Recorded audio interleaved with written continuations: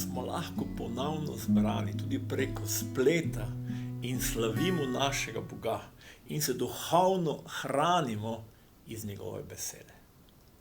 Odprimo srca, da bo ta nedelja čas, ko srkamo Božjo besedo, ko se duhovno hranimo, tako kot naše telo potrebuje hrano, tako tudi naša duša, naš duh, naše srce potrebuje to duhovno hrano, da smo lahko močni, čvrsti in da lahko živimo življenje, katerega nam je Bog dal.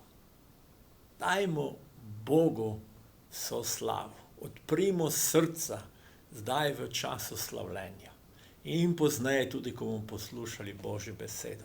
Da je Božja beseda beseda življenja, spremembe, ki jo Bog daje vsakemu. Čudovito je, da smo lahko skupaj in preživimo čas z našim Gospodom.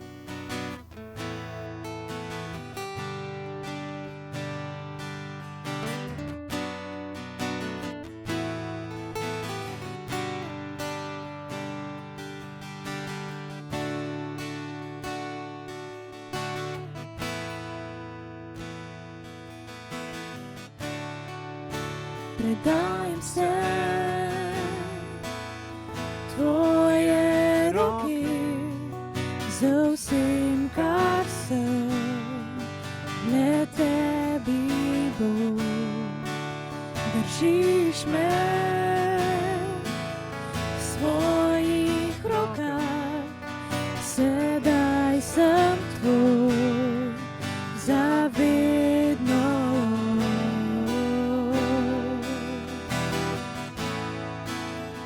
Jezus, verujem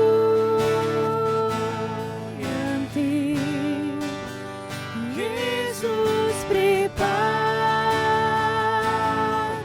ti, razlog, da živim si ti, da pojem te časti za vsem, kar sem.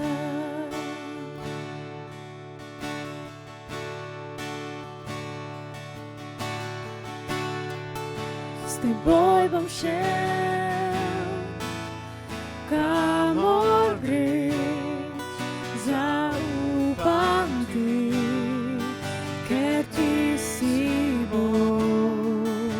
Živel bom, kot želiš, ker pripadam ti zavedno.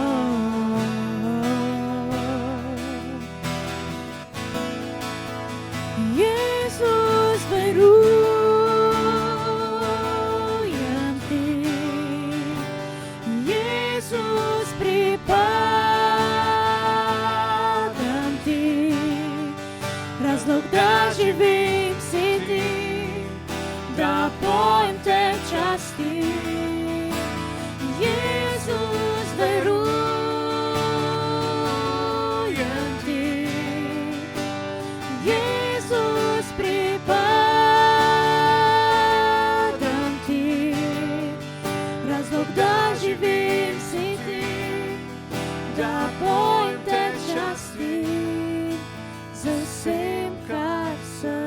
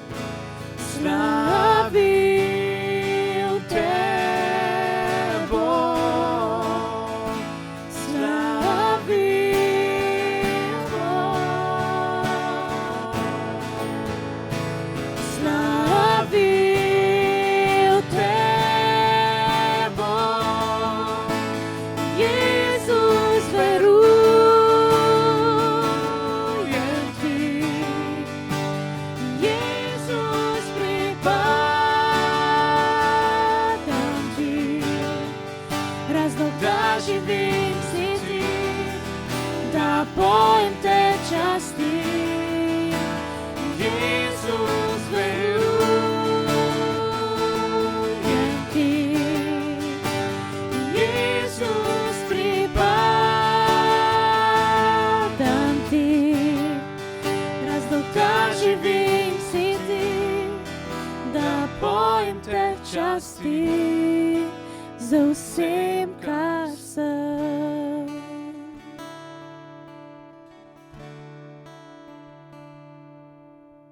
Zadnjič smo govorili, da ima vsak svoj stil življenja. Vsi gradimo svoje življenje na nekem temelju, da bi nam uspelo. Tudi Jezus je govoril o življenju, ki je najmodro in grajeno na dobrem temelju, njegovi besedi. Zato je vsak, ki posluša njegovo besedo in jih uresničuje, podoben predarnemu možu, ki zida svojo hišo na skalo. Ulije se ploha, pridrluje vodovje in zapihali so vetrovi, ter se zagnali v to hišo in vendar ni padla, ker je imela temelje na skali. Govorili smo tudi, da je njegova beseda živa in ima moč in vpliv na naše življenje skozi vse čase. Poglejmo danes nekaj praktičnih primerov iz Svetega pisma, kako je Božja beseda vplivala na ljudi. Rimski oficir, stotnik pa mu je odgovoril: Gospod, nisem vreden, da prideš pod mojo streho, ampak samo reci besedo in moj služabnik bo ozdravljen. Samo reci besedo in moj služabnik bo ozdravljen. Jezus je bil navdušen, ko je videl stotnikovo vero. Kako velik vpliv ima Božja beseda v njegovem življenju.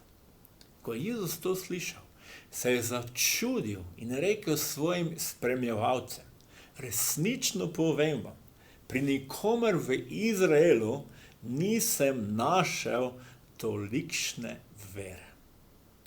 Vera je odločitev človeka, da želi zaupati Bogu brez vsake prisile. Lahko bi rekli, odpira vrata srca Božji besedi. Božja beseda ima tedaj moč, da mogočno deluje v našem življenju. Stotnikov služabnik je ozdravel. On je zaupal Jezusu, preprosto v veri sprejel, kdo je Jezus, da ima takšno moč in oblast, da lahko samo reče besedo in njegov služabnik bo ozdravljen. In če bi brali ostali del tega odlomka, mi vemo, da je bil njegov služabnik ozdravljen. Da je Bog mogočno posegel in deloval v njegovem življenju. Poglejmo nadalje ribiče, ki so se vračali praznih rok iz ribolova. Ko je množica pritiskala nanj in poslušala Božjo besedo, on pa je stal ob Genezareškem jezeru, je zagledal dva čolna pri bregu. Ribiči so pravkar stopili iz njiju in izpirali mreže. Stopil v enega izmed čolnov, bil je Simonov, in Simona prosil, naj odrine malo od kraja. Sedel je in učil množico iz čolna. Ko pa je nehal govoriti, je rekel Simonu: odrini na globoko in vrzite mreže na lov. Simon mu je odgovoril: učenik, vso noč smo se trudili, pa nismo nič ujeli. A na tvojo besedo bom vrgel mreže. In ko je to storil, so zajeli veliko množino rib, tako da so se jim mreže začele trgati. Življenju zaupati ali življenje, ki zaupa Jezusovi besedi, prinaša rezultate. Učenci niso nič ujeli. Potem pa so na Jezusovo besedo ponovno šli na lov in ujeli veliko rib. Življenje z Jezusom pa seveda tudi ne pomeni, da je vedno vse brez težav in gladko. Jezus je povedal, da bodo prišla neurja, ki bodo v našem življenju marsikaj zamajala. Toda zaupati, verovati njegovi besedi bo prineslo rezultate. Učenci so se vso noč trudili in ostali praznih rok. Sigurno je bilo prisotno razočaranje. Lahko bi učenci rekli: Jezu, ne bomo se več trudili in odšli domov. Zdaj tako ali tako ni več primeren čas za ribolov. Tudi mi včasih v življenju se trudimo in tako odreagiramo ali se počutimo. Delamo, živimo po Božji besedi in včasih kot da izgleda vse slabše. Toda ne klonimo. Učenci niso. Jezus so celo posodili čoln, da je z njega govoril in da so ga lahko množice slišali. Verujem, da so tudi učenci zelo dobro poslušali njegove besede, da je nekako vera v njih vse bolj rasla, ko je Jezus učil iz čolna. Tako da potem, ko je Jezus jim rekel, naj ponovno vržejo mreže, enostavno je vera ali Božja beseda vplivala na njihove življenja in so to storili. Čeprav ni bilo možnosti za uspešen ribolov ali ni bil pravi čas, to na Jezusovo besedo so prišli rezultati ali velik ulov. Kako mi včasih razmišljamo, ko smo obupani, razočarani? Mogoče mislimo, moj čas še ni prišel. Mogoče že prepozno. Konec je z mano. Nikoli ni prepozno za Boga. On pošilja svojo besedo ljudem, ki želijo njegovo pomoč in vodstvo. Za učence ni bilo prepozno iti na lov, kajti tokrat so šli na Jezusovo besedo. In tudi mi zaupajmo Božji besedi. Nikoli ne bo prepozno, če svoje življenje gradimo tako, kot Jezus uči, ponuja in želi delovati v našem življenju. Psalmist v psalmu 127 govori: poslal je svojo besedo in jih ozdravil, potegnil jih je iz njihovih jam. Mogoče gre v življenju skozi bolezen, težave. Mogoče se počutiš, kot da si v globoki jami. Ne obupaj. Bog včasih ne odgovori takoj, kajti v našem življenju dela nekaj novega. Včasih želi odstraniti iz našega življenja to, kar nas uničuje. Bog vlaga v naše življenje. On nas oblikuje. Je kot lončar, ki dela iz gline ali naredi iz gline lepo posodo. Pavel pravi, da moramo zidati z dobrim materialom, ki bo večno zdržal. V 1. Korinčanu pismo, 3. poglavju, 12. in 13. vrsti, apostol Pavel pravi: če pa kdo na temelju zida zlato, srebro, dragocene kamne, les, seno ali slamo, delo vsakega bo postalo vidno. Razkril ga bo namreč dan, ker se bo razodel z ognjem in ogenj bo preizkusil, kakršno je delo tega ali onega. Danes živimo v času hitrih sprememb.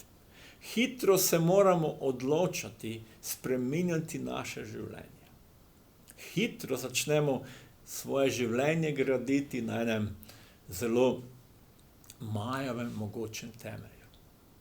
Zaupajmo Jezusu, kajti on gradi in želi v našem življenju vložiti najboljše, da bo naše življenje čvrsto in močno.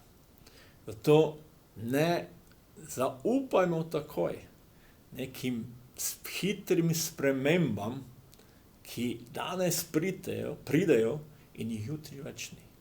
Gradimo življenje na Božji besedi. Kako Pavel pravi, na zlato, srebro, dragocenem kamenju, to, kar je močno, to, kar obstoji, kar je neuničljivo. V Psalmu 121, prvi vrsti beremo: Če Gospod ne zida hiše, se zaman trudijo z njo njeni graditelji. Če Gospod ne varuje mesta, zaman bedi tisti, ki straši. Zato imejmo odprta srca za Božjo besedo.